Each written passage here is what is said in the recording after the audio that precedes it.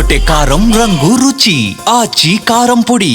విమాన ఛార్జీల అడ్డగోలు పెంపుపై కేంద్రం సీరియస్ అయితే ఇండిగో ఎయిర్లైన్స్ సేవలకు అంతరాయం నేపథ్యంలో ఏర్పడిన సంక్షోభాన్ని మిగతా ఎయిర్లైన్స్ క్యాష్ గా మలుచుకుంటున్నాయి. ఇండిగో సంక్షోభంతో మిగతా ఎయిర్లైన్స్ తమ టికెట్ ధరలను అమాంతం సాధారణ టికెట్ ధర కంటే 10 రెట్లు ఛార్జీల మోత మోగుతున్నాయి. ఈ పరిస్థితిని పలువురు ప్రయాణికులు సోషల్ మీడియా వేదికగా కేంద్ర ప్రభుత్వానికి ఫిర్యాదులు చేస్తున్నారు. ఈ క్రమంలో కేంద్ర ప్రభుత్వం సీరియస్ అయితే ఇటీవల సమయంలో అవకాశవాదము అంటూ కేంద్రం మండిపడింది.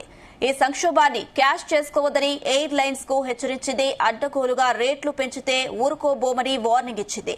టికెట్ ధరల నియంత్రణను తీసుకువచ్చామని వాటిని పాటించాలని ఆదేశించినట్లు పౌర విమానయాన మంత్రిత్వ శాఖ వెల్లడించింది. ఇండిగో విమానాల రద్దుతో పలు రూట్లలో దాదాపు 10 రెట్ల విమాన ఛార్జీలు పెరిగాయి. ముఖ్యంగా ఢిల్లీ, ముంబై, హైదరాబాద్, గోవా, పూణే, శ్రీనగర్ టికెట్లు భారీగా పెరిగాయి.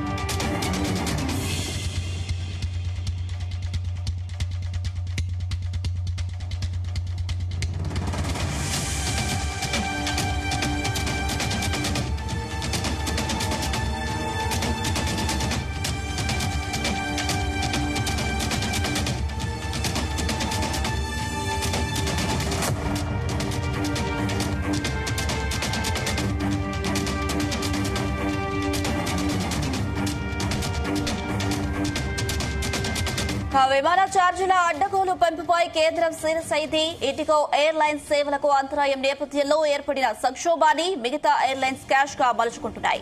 ఇండిగో సంక్షోభంతో మిగతా ఎయిర్లైన్స్ తమ టికెట్ ధరలను అమాంతం పెంచేశాయి. సాధారణ టికెట్ ధరల కంటే 10 రెట్ల ఛార్జీల మోత మోగుతున్నాయి. ఇక ఈ పరిస్థితిని పలువురు ప్రయాణికులు సోషల్ మీడియా వేదికగా కేంద్ర ప్రభుత్వానికి ఫిర్యాదులు చేస్తున్నాయి. ఈ క్రమంలో కేంద్ర ప్రభుత్వం సీరియస్ అయింది. ఇలాంటి సమయంలో అవకాశవాదమా అంటూ కేంద్రం మండిపడింది. ఈ సంక్షోభాన్ని క్యాష్ చేసుకోవద్దని ఎయిర్లైన్స్ కు హెచ్చరించింది. అడ్డగోలుగా రేట్లు పెంచితే ఊరుకోబోమని వార్నింగ్ ఇచ్చింది. టికెట్ ధరల నియంత్రణను తీసుకువచ్చామని వాటిని పాటించాలని ఆదేశించినట్లు పౌర విమానయాన మంత్రిత్వ శాఖ వెల్లడించింది. ఇండిగో విమానాల రద్దుతో పలు రూట్లలో దాదాపు 10 రెట్ల విమాన ఛార్జీలు పెరిగాయి. ముఖ్యంగా ఢిల్లీ, ముంబై, హైదరాబాద్, గోవా, పూణే, శ్రీనగర్ టికెట్లు భారీగా పెరిగాయి.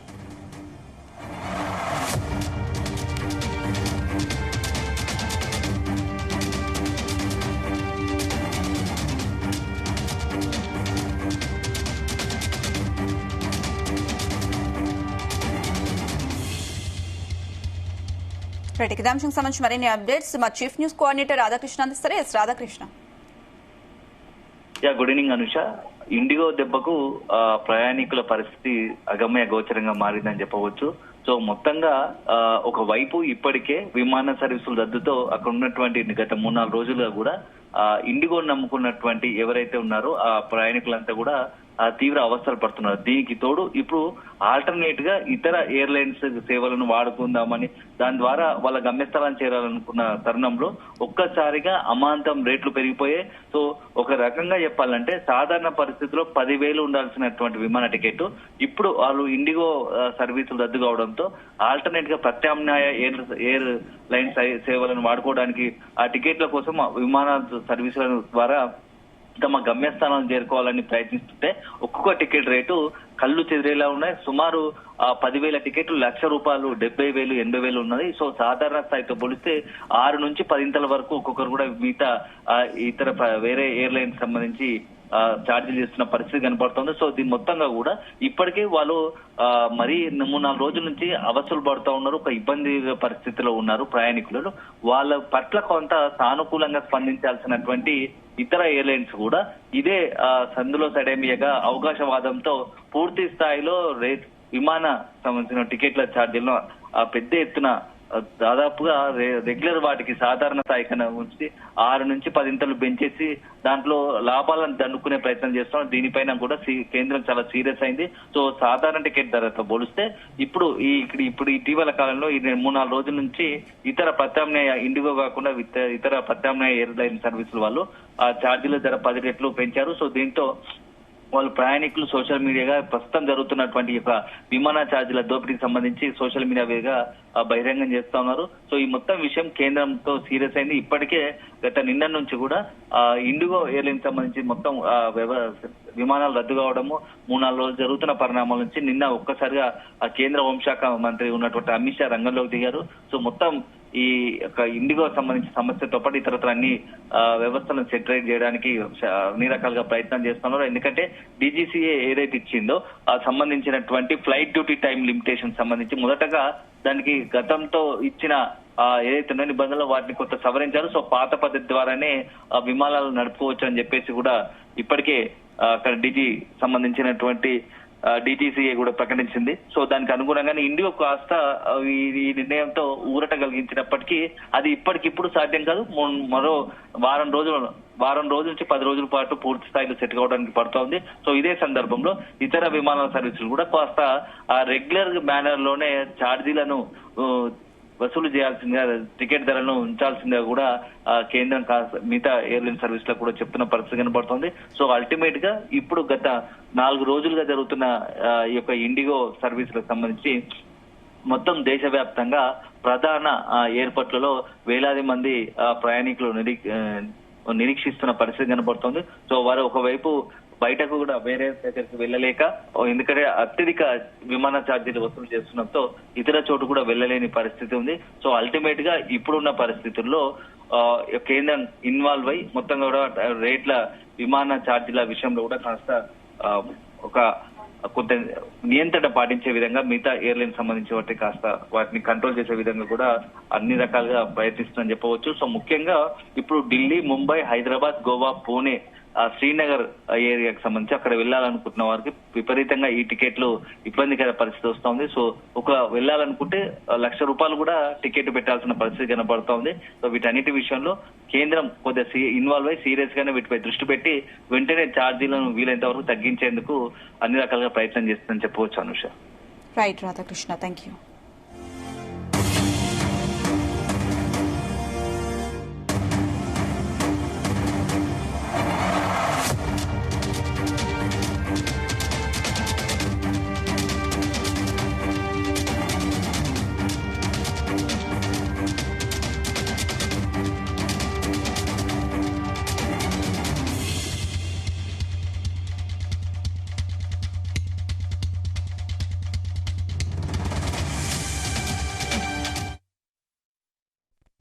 మీరు చూసుంటారు ఇవాళ నిన్న మొన్న వార్తలు గత 5 రోజులుగా. ఏమైతుందంటే ఎప్పుడైనా సరే పవర్ అంతా ఒకరిద్దరి చేతుల కేంద్రీకృతం అయితే ఏమైతుందంటే దాని దుష్పరిణామాలకు ఇవాళ భారతదేశంలో ఏవియేషన్ రంగంలో జరుగుతున్నది ఒక ఉదాహరణ. మీకు గత 5 రోజులుగా మొత్తం ఎయిర్పోర్ట్లన్నీ, రైల్వే స్టేషన్లు, బస్ స్టాండ్ల కంటే అధ్వానం అయిపోయినాయి. ఎక్కడికక్కడ వేలాది మంది తన్నుకుంటాను కొట్టుకుంటాను ఎయిర్పోర్ట్లలో. తెలుసా ఎందుకో? ఇండిగో వాడు మొత్తం బంద్ పెట్టిండు. ఎందుకు బంద్ పెట్టిండు? ఇది గమ్మతైన ఉదాహరణ. మీరు చెప్తే అర్థం చేసుకుంటే మీకు అర్థమవుతుంది నేనేం చెప్తున్నాను. సంవత్సరం కిందట సివిల్ ఏవియేషన్ మినిస్ట్రీ కొన్ని రూల్స్ పాస్ చేసింది. ఏమని? శ్రమ దోపిడీ చేయొద్దు, వారానికి ఒక పైలట్ అంటే ఆయన గింతనే నడపాలి, ఇంతకంటే ఎక్కువ నడపద్దు అని చెప్పి సంవత్సరం కింద రూల్స్ పాస్ చేసిండ్రు. సంవత్సరం కిందటనే వాళ్ళు కొన్ని డైరెక్షన్స్ ఇచ్చిండ్రు. DGCA, director general of civil aviation. IndiGo, air India రెండే ఉన్నాయి భారతదేశంలో, ఇంకోటి లేడు. ఇప్పుడు ఏమైందంటే ఇది లిటరల్ గా 2 వ్యక్తుల చేతులు మొత్తం భారతదేశంలోని విమానయానం మొత్తం 2 సంస్థల చేతులు ఆధీనం అయిపోయింది. ఏమైంది వాళ్ళ దానివల్ల? సంవత్సరం కింద కేంద్ర ప్రభుత్వం చెప్పినా శ్రమ దోపిడీకి అలవాటు పడ్డోడు దాన్ని మార్చుకోక పని చేయలే, ప్రత్యామ్నాయం ఏర్పాటు చేసుకోలే. దాంతో ఏమైంది? నిన్న ఒక్క రోజు 1000 విమానాలు క్యాన్సిల్ అయింది. 1000, 1 కాదు 2 కాదు. మరి ఏమైతుంది? ఎయిర్పోర్ట్ బస్ స్టాండ్ అయిపోయింది. వాస్తవం ఇది. ఏం జరుగుతుంది? కొంతమంది వ్యక్తుల చేతుల్లోనే మొత్తం శక్తి కేంద్రీకృతమైతే దానికి ఒక గొప్ప ఉదాహరణ, ఆ దుష్పరిణామానికి గొప్ప ఉదాహరణ నిన్న మొన్న విమానయాన రంగంలో జరుగుతున్న వ్యవహారం. ఒక ఇండిగో, ఒక ఎయిర్ ఇండియా రెండే మిగిలినాయి ఇప్పుడు భారతదేశంలో. ఒకటి టాటా, ఇంకోటి ఇండిగో. వాళ్ళ చేతులకు పోయింది దేశం. వాళ్ళు ఇప్పుడు ఎస్ అంటే ఎస్, నో అంటే నో. ఆఖరికి ఏమైంది తెలుసా, 5 రోజుల తర్వాత కేంద్ర ప్రభుత్వం మేల్కొని వాళ్ళు ఇచ్చిన ఆర్డర్ వాళ్ళే వెనకకి తీసుకుని తీయాలి.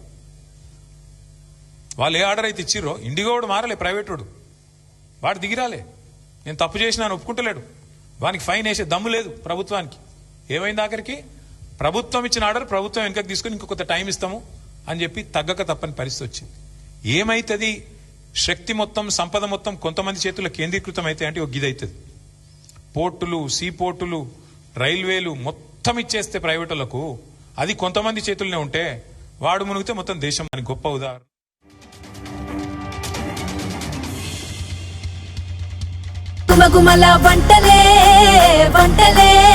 తెరకొట్టే కారం రంగు రుచి ఆచి కారం పొడి.